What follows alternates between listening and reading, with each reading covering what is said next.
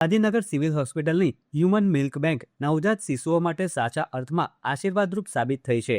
અત્યાર સુધી 762 માતાઓએ દૂધનું દાન કરી યશોદા માતાનું ગૌરવ પ્રાપ્ત કર્યું છે, જેના પ્રતાપે 757 માસૂમ બાળકોને નવજીવન મળ્યું છે. ખાસ કરીને જે બાળકોની માતા ગંભીર બીમારીથી પીડિત હોય, પ્રસૂતિ દરમિયાન માતાનું અવસાન થયું હોય કે નવજાતનું વજન અત્યંત ઓછું હોય, તેમના માટે આ દૂધ અમૃત સમાન છે. ગાંધીનગર GMERS મેડિકલ કોલેજ ખાતે કાર્યરત આ મિલ્ક બેંક 24 કલાક ધબકતી રહીને NICUમાં દાખલ બાળકોનું રક્ષણ કવચ બની છે. અમારે જીવ બળે એવો કોકને છોકરોને બિચારાને ભૂસ્યો રહે એમને જીવ જ બળે, એના માટે અમે દાન કર્યું. 2021થી શરૂ થયેલા આ સેવા યજ્ઞમાં ઉત્તરોત્તર વધતા ડોનેશનના આંકડા ગુજરાતના આરોગ્ય ક્ષેત્ર માટે મોટી ઉપલબ્ધિ છે. અહીં માત્ર દૂધ જ નહીં, પરંતુ નવજાત શિશુઓને સુરક્ષિત સ્વાસ્થ્ય પીરસવામાં આવે છે. અહીં દૂધ સ્વીકારવાની પ્રક્રિયા અત્યંત કડક તબીબી માપદંડો હેઠળ ચાલે છે.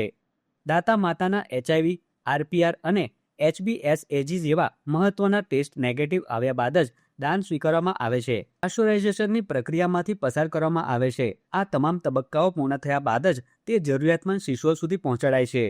आप किसी के लिए, किसी और बच्चे के लिए आप एक तरह का दान कर रहे हो, तो मिल्क से अच्छा दान किसी एक बच्चे के लिए और इससे बड़ी चीज़ तो क्या ही हो सकती है. आप एक छोटे बच्चे की जान बचा रहे हो, आप अपने बच्चे की तो बचा ही रहे हो, साथ में एक दूसरे बच्चे की भी रक्षा कर रहे हो. વર્ષ 2025માં 1.24 લાખ મિલીલીટર અને ચાલુ વર્ષે અત્યાર સુધીમાં 16,000 મિલીલીટરથી વધુ દૂધનું દાન એ ગુજરાતની માતાઓની ઉદારતાનું પ્રતીક છે.